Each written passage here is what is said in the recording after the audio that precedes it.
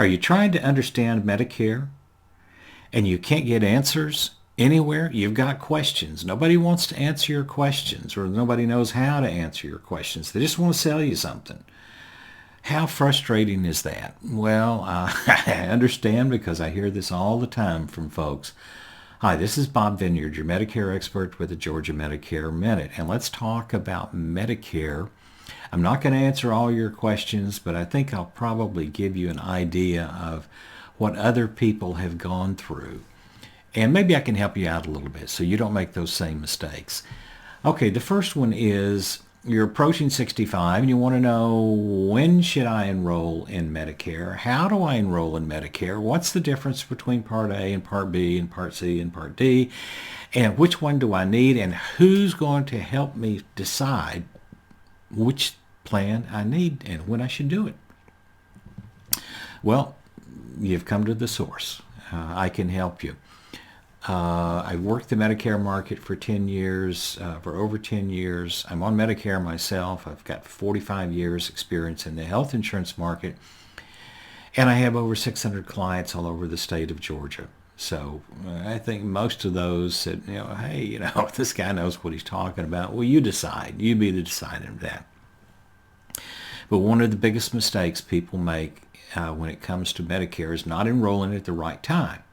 Some people seem to think, well, I can enroll anytime after I turn 65. That would be wrong. Some people, take the approach, well, I'm healthy now. I don't need insurance. What's wrong with original Medicare? I'll just take that, and I'll worry about this other stuff later. And that's another thing. That's another mistake. Don't make that mistake. Don't think you can enroll at any time. Enroll in either Part B at any time, or enroll in a supplement plan or an Advantage plan at any time. There are rules laid down by the government, and if you don't follow them, you're going to end up missing out. You'll have a delay in coverage. You'll have late enrollment penalties that run for the rest of your life. You don't want to do that.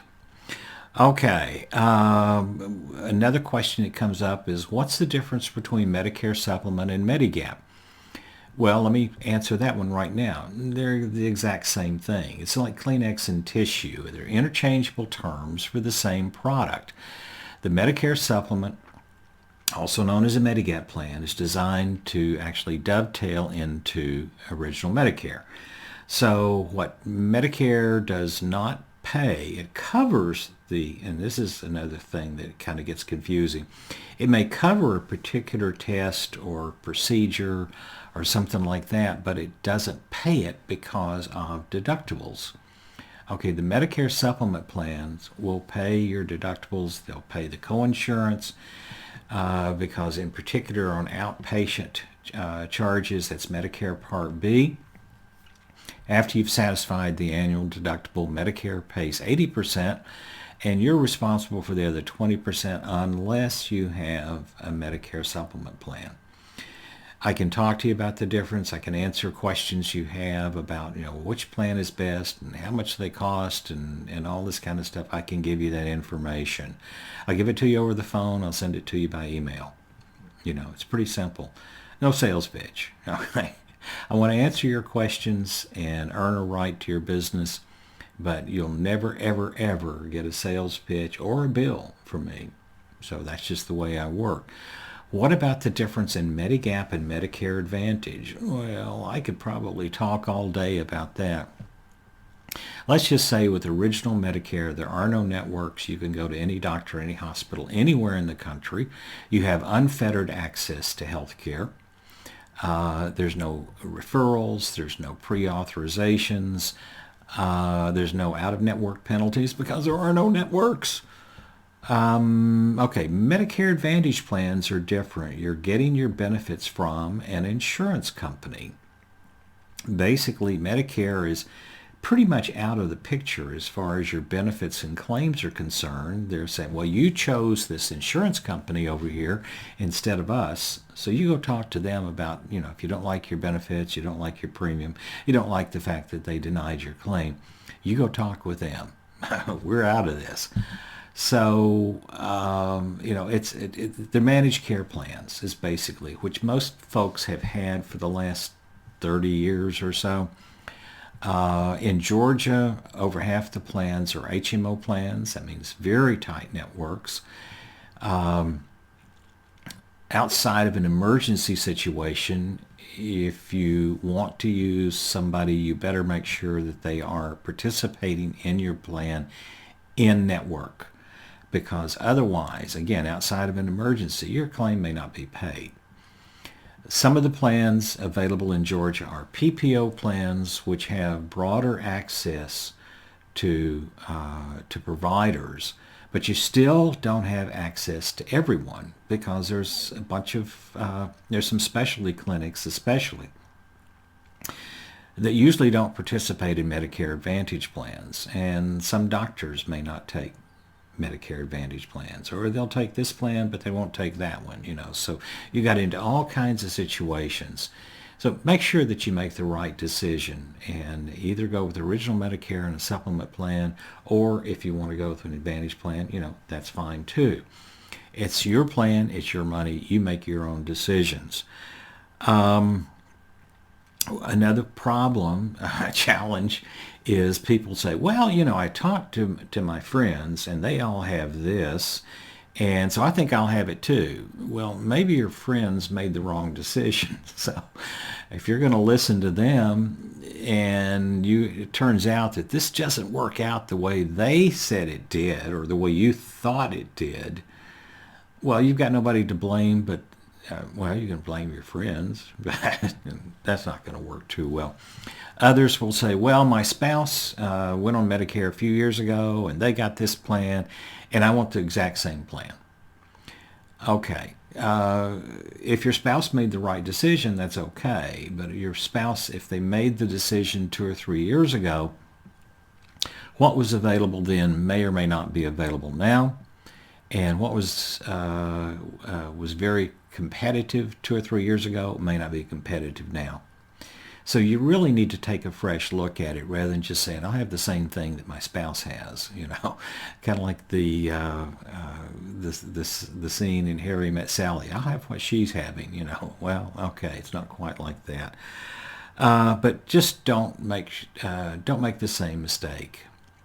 You need to find a plan that works for you, on your needs. Your spouse may be, or your friends may be in perfect health, you may not be, or they may be in lousy health, you may be in perfect health. So there's just all kinds of different things that you need to consider before making a final decision. Another issue that comes up is people say, well, I'm going to buy direct because I'm going to get better advice. It's going to be unbiased and I'm going to get a better price. Wrong on all 3 occasions. Okay, if you go direct to a carrier, they're only going to tell you about what they have. They're not going to tell you, well, if you go down the street, this other carrier over here has a better plan and a better price. So they're not going to tell you that kind of thing. Also, if you call a home office, rep, you don't know don't know if they've been working there 2 weeks, 2 months, or 2 years. You don't know if they're giving you good information or not. And beyond that, you call an 800 number and you get routed around to voicemail. And you leave your message. They call you back in 2 days while you're in the shower. You'll never talk to the same person twice. So why are you going direct to a carrier, especially if you're going to get the same premium rate that you get going through an insurance broker like myself? I have access to rates on all the carriers out there, almost all the carriers out there. There's a few that don't let agents share those rates, but those rates are generally higher than what I've got anyway. So, but you need to get good information before you make a decision, because this is one of those things that for some people, this will be the only chance they have to make the decision and get it right. Others may have options, but you may or may not be that. And it could be your health is great today, but maybe a year from now, 2 years from now, you say, well, I don't really like the way this plan's playing out. I think I want to do something different. you may not be able to make a change at that time. So there's so many things to consider. There's questions that you haven't even thought about that, if we have a short discussion, you might be able to say, well, wow, I never thought about that. What do I need to know? And I'll be able to tell you. This is what I call my offer you can't refuse. Give me a call, spend 10 minutes on the phone with me.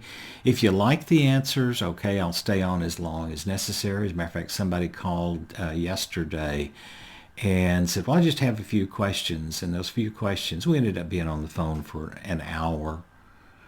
And I never once made a presentation and say, hey, well, you about ready to make up your mind now? I don't do that. I don't pressure people. I give you information, let you make the decision as to what you want to do and when you want to do it. We operate on your time frame, not mine. So, like I said, it's an offer you can't refuse. If you like what you hear, then I'll do my best to help you out. If not, we part as friends. After all, it's not personal. It's just business. You take care. Have a great day.